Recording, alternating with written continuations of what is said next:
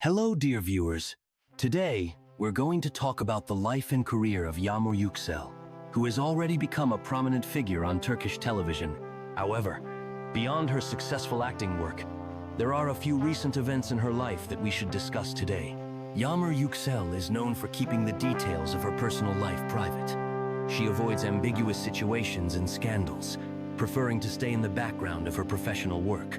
But, as often happens with public figures, gossip and speculation have found their way to her.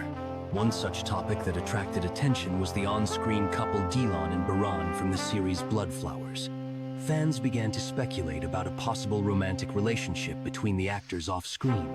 However, it is known that Baktas, who played Baran, is married, and there has been no official confirmation of a romance with Yagmur. The actress herself has stated that she has not fallen in love yet and hopes to find a fairy tale love. Just like in the series, at the moment, Yagmur is dedicating much of her time to improving her acting skills. And in her free hours, she enjoys spending time with family and friends, listening to music, and reading books. The actress also actively shares moments from her life with her fans through Instagram, where she posts photos with her family, including her mother, father, and sister.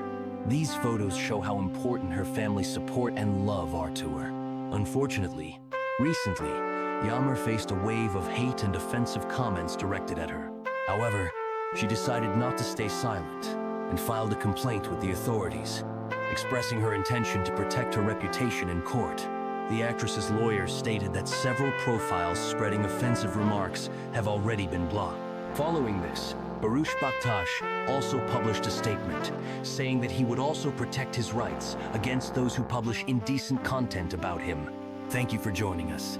If you want more news about Yagmur Yuksel and other favorite actors, don't forget to subscribe to the channel. See you soon.